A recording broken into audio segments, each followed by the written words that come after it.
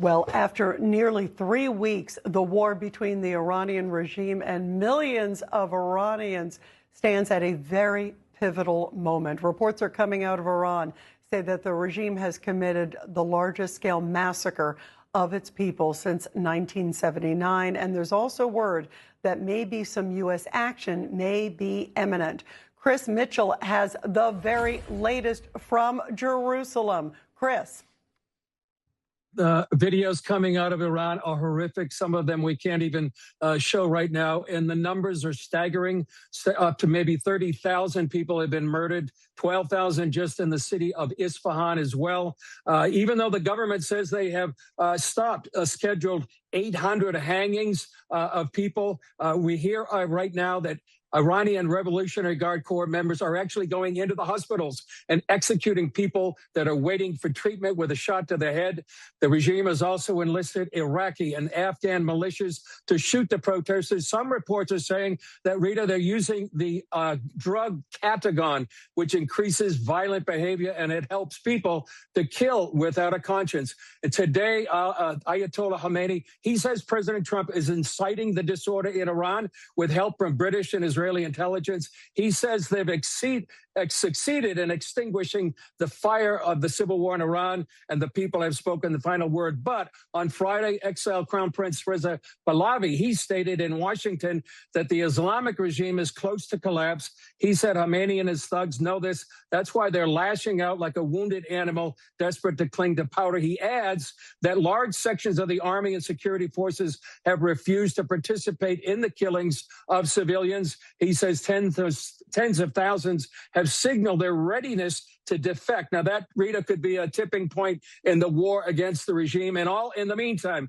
as you said, the USS Abraham Lincoln Strike Task Force is streaming to the Middle East right now. This gives President Trump a host of military options to try to see what he can do to help stop the killing, perhaps bring down the regime. So he faces a historic decision, Rita, that really is going to determine the future, the fate of Iran, the Middle East, and perhaps even the world. Back to you. Wow, all eyes are on that, and something may be happening soon. There's some reports, and we know the Abraham Lincoln is there in theater.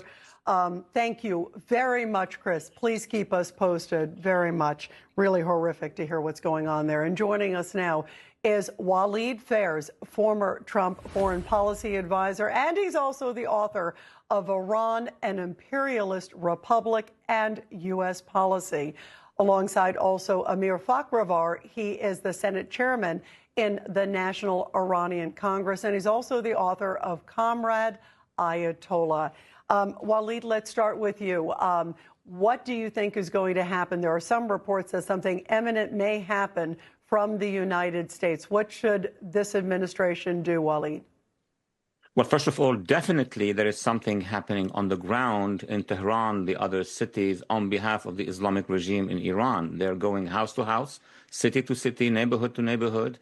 We've seen armor on the streets. This is a occupation. That's the Khomeinist occupation of their own cities. When that happens, you're going to trigger resistance. First, there were the demonstrations, very organized, very stubborn, much better than any waves before. But the response to this administration was genocidal. I mean, 12,000 people killed in few days. Now you're talking about new numbers that could take it all the way up to 25,000. My advice to the president is, number one, to be determined in continuing the policy that he stated in his several tweets, excellent in that direction. I would strongly recommend that he would address a speech directly to the Iranian people from the Oval Office. That would multiply the energies on the ground. And second, obviously, as you just mentioned, there is an action. That action, the president knows how to take it, when to take it, and he needs to message all those countries around that are pressuring him, do not strike against the regime. Tell them, we know better the interest of the United States. We know better that we need to stop the genocide inside Iran. You know, Amir, you just heard from Walid about maybe a national address. Do you believe that needs to happen or should happen? Also, President Trump has been very vocal. He said, you know, help is on the way to the Iranian people. He's bringing in the Abraham Lincoln Carrier Group, which is getting there in theater. Amir, what a far cry and what a different response and a much more forceful, powerful way for those freedom-loving people than I think about when Obama. Look what happened when the Green Revolution was happening under Obama, and he just let it happen. The protesters got slaughtered there and no response. What do you think will happen now, Amir? Thank you for having me. And let me say thank you to my good friend, Walid Fares. He's 100% correct. And regarding let's start with Chris's report, which was amazing about the protest, everything happened. But one part, I want to just make a correction that Reza Pahlavi claimed that some IRGC members, they refused the order to kill the people. That's 100% false. Because the mindset of IRGC, they are a bunch of terrorists together. Never they are coming to the side of the people. It's just some fantasy with the monarchist part of our opposition. They think, yeah, that at some point maybe IRGC can come and help the people. It's not going to happen. The only way is President Trump and Benjamin Netanyahu should go full force to destroy regime's institution. It's that we know exactly where Supreme Leader lives. Iranian Supreme Leader and entire mullahs, it's a 200 mullahs and their families. They are living in an area in the heart of Tehran. It's called Pastor area. It's near the Pastor Street in Tehran. It's easily via Google Earth. Everybody, all the viewers can go and search Pastor area. They will see some palaces. It was the palaces of the Iranian former king, which the mullahs, they surprisingly, they moved to these palaces. They are living there. Supreme Leader lives in the Marmar Palace, the main palace of Iranian former king, and the entire Assembly of Islamic Experts, their National Security Council, everything is there in that area. Iranian civilians, they are not living there. This is the best target for Americans, for beautiful B-2 bombers that President Trump loves those birds. They can go and target Supreme Leader's nest, the devil's nest, and then they can go and destroy Khomeini's shrine in south of Tehran. They can go and destroy Iranian state TV, because the state TV showed this time, everybody have seen it. They showed that this time we will not miss the bullet. And they put President Trump's picture, the assassination attempt from last year. You know, all these shows, these institutions of terror should be destroyed by President Trump as soon as possible. The death toll exceeded to 30,000 up to now, and we have the report. It will go up to 50,000, and maybe 80,000 people have been killed during the blackout during last 10 days, and it will continue. Today, the Supreme Leader said, yes, some terrorists came inside the country and killed thousands of the people. Oh yeah, everybody believes him around the world. And also, the head of judiciary branch in Iran said, we are going to execute those 800 people that President Trump said we are not going to execute them.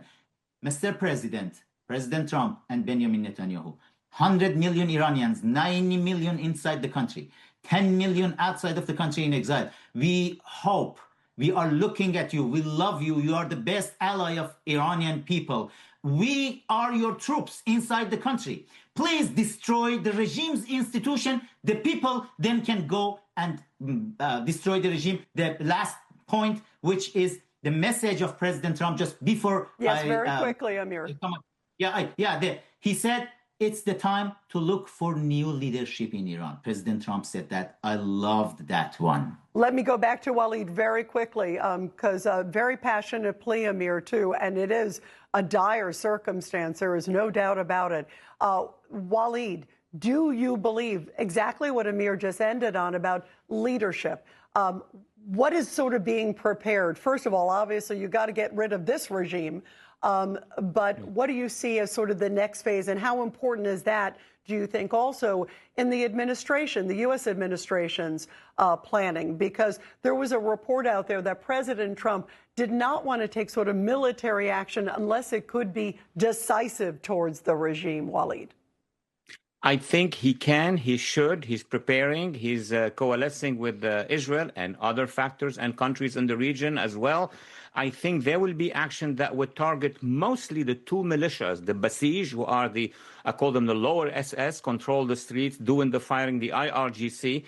But there is a resilience among Iranians. I mean, people say, oh, they've left the streets. No, no, no. They buried their dead, thousands and thousands of dead. And then they're going to go back to urban resistance. These convoys of whatever IRGC is putting into Tehran and the other cities, they're not going to find peace. They're going to find resistance. And same is happening in the ethnic areas around Iran. What is needed right now is President Trump, Prime Minister Netanyahu, other leaders I'm not going to be naming right now, to make sure that they do two things. Number one, that would help later on in the formation of an interim government, not now when the regime would fall. And number two, launch the idea that there will be an international court, special international court that will prosecute all these war crimes like Nuremberg, for example. And there will be a lot of people to prosecute, it sounds like, for sure. Well, let's pray that good news is going to happen very, very soon.